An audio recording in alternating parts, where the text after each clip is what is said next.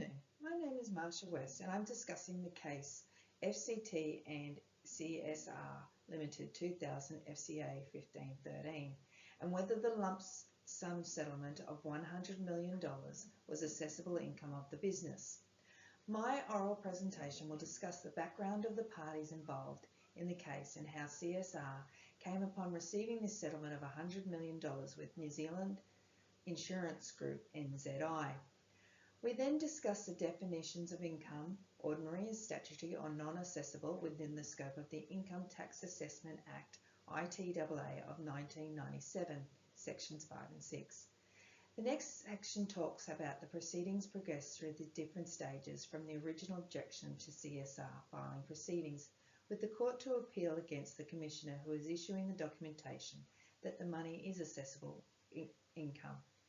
The court's final ruling for CSR was that the money was not classed as assessable income, but rather as capital gains. Who are the parties?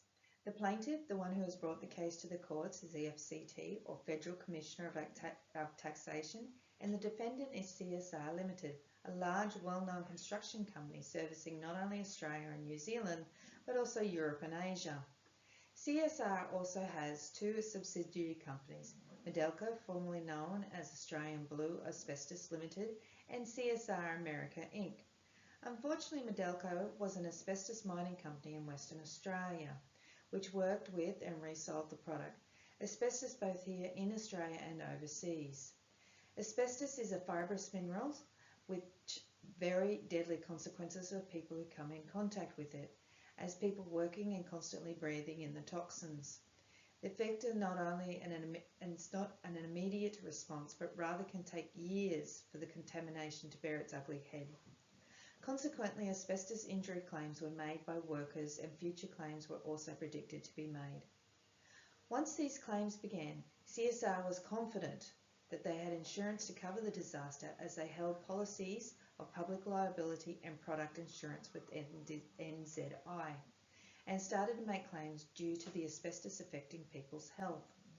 NZI did begin the process to refute these claims, and CSR in turn claimed that due to NZI decision, they damaged their reputation and name in the marketing arena.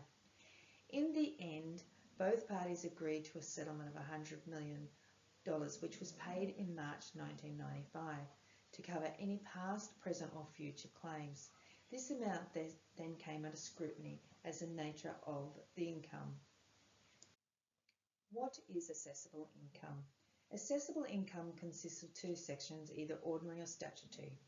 Ordinary income, according to the ordinary concepts of ITAA 97, and although there is no distinct legislation to define ordinary income, it's understood to be income as such derived from businesses carrying out their service or selling manufacturing products, and the monies received from these tasks. Statutory income, ITAA 95, section 6 to 10, differs from ordinary as although receiving money, it is not a service product, but rather means such as capital gains or dividends, and still is included in the business assessable income. There are also exempt incomes under section 6.2 of the ITAA 95, which still need to be included on documentation, but are tax-free, and finally non-assessable income, which includes things like some government payments. The FCT brought the case before the court, the Federal Court of Australia, with judges or justices, Lee, Cooper and Lingam presiding on this case, fully believing that the $100 million should be declassified as assessable income, citing the section 166A of the ITAA 1936. CSR in turn lodged an objection to this, which the Commission disallowed originally. Therefore, CSR filed proceedings against the decision in December 1998, seeking to have the objection put aside according to the S14ZZP ITAA 1953 of Commonwealth of Australia. The first court heard the facts and background leading up to the settlement and found that the $100 million was an undissected lump sum compensation receipt received by the taxpayer, where the components of the receipt have not been and cannot be determined or otherwise valued or reasonable estimated. Now and that was according to the TR 9535 definition. The lump sum was also part of the past, present and future claims to be decided, as they just can't decide whether or not they're going, what each person's going to claim, whether or not it's going to be, $100 or, $100,000. Also, the court heard the monetary value of said claim is going to outweigh the $100 million. Some of the recipients will also be receiving a monetary claim which will not be classified as assessable income, and therefore the money does not fall underneath the ordinary income classification ITAA 1936, Section 25. The Act states any amount received by the way of insurance or indemnity or for or in respect of any loss or outgoing which is allowed a deduction. The Commissioner in turn appealed under Section 25 and Section 26J, stating that there was a pre-existing relationship between NZI and CSR affecting the lump sum settlement.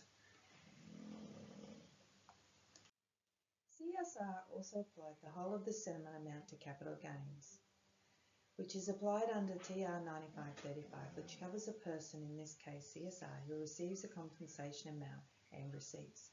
Under ITAA 1997, Section 11837, this also discusses the receiving of compensation or damages for any wrong or injury you suffered in your occupation, in this case the illness and medical conditions caused from the act of carrying out of a position within the company receiving the product, hence the asbestos.